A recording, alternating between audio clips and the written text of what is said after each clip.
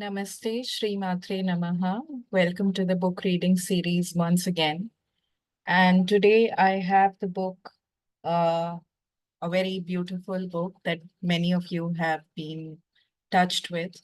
And this is the book called as Autobiography of a Yogi by Param Hans Yogananda. So this book has touched millions across the world and has been a starting point for many spiritual seekers. For me also, this book came to me in 2010, and it is a shining beacon of light and helps us understand many deeper facets of the Kriya Yoga techniques, which are given to the world by Mahavatar Babaji.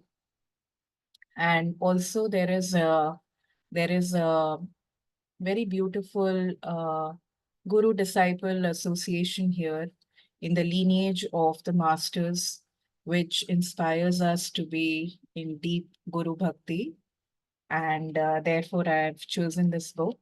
Uh, I am going to read from chapter 26, page number 235. So, this chapter is speaking about the science of Kriya Yoga. The science of Kriya Yoga, mentioned so often in these pages, became widely known in modern India through the instrumentality of Lahiri Mahayasa, my Guru's Guru. The Sanskrit root of Kriya is Kri, that is to do, to act and react. The same root is found in the word karma, the natural principle of cause and effect. Kriya Yoga is thus the union or yoga with the infinite through a certain action or a rite, which is Kriya. A yogi who faithfully practices the technique is gradually freed from karma or the lawful chain of cause-effect equilibriums. Kriya Yoga is a simple psychophysiological method by which human blood is decarbonated and recharged with oxygen. The atoms of this extra oxygen are transmuted into life current to rejuvenate the brain and spinal centers. By stopping the accumulation of venous blood, the yogi is able to lessen or prevent the decay of tissues. The advanced yogi transmutes his cells into energy. Jesus, Kabir, and other prophets were past masters in the use of Kriya or a similar technique by which they caused their bodies to materialize and dematerialize at will. I'm moving on to page 243, which says, gross man seldom or never realizes that his body is a kingdom governed by emperor soul on the throne of the cranium, with subsidiary regions in the six spinal centers or spheres of consciousness.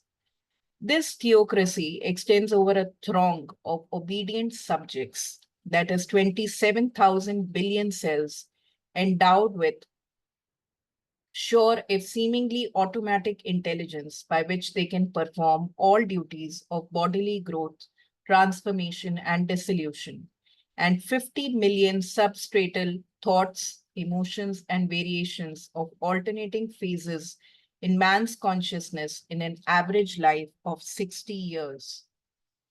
Any apparent insurrection in the human body or mind against the emperor's soul, manifesting as disease or irrationality, is due to no disloyalty amongst the human subjects, but stems from past or present misuse by man of his individuality or free will, given to him simultaneously with a soul and a revocable never.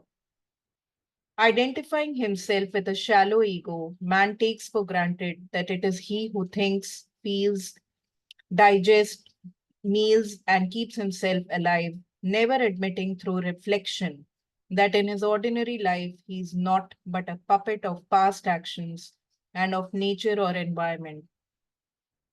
Each man's intellectual reactions, feelings, moods, and habits are merely effects of past causes, whether of this or a prior life. Lofty above such influences, however, is his regal soul, Spurning the transitory truths and freedoms, the Kriya Yogi passes beyond all disillusionment into his unfettered being. The world scripture declares man to be not a corruptible body, but a living soul. In Kriya Yoga, he finds a method to prove this scriptural affirmation. Such a beautiful reading from this wonderful book. And we will continue to take up many more books, and we will continue to keep reading to encourage our our ability to focus on reading a book and also absorbing from it rather than just scrolling on to some topics which we then just don't have the proper concentration or the awareness to absorb or assimilate. So thank you very much for being here with me and looking forward to the next book reading series. Namaste.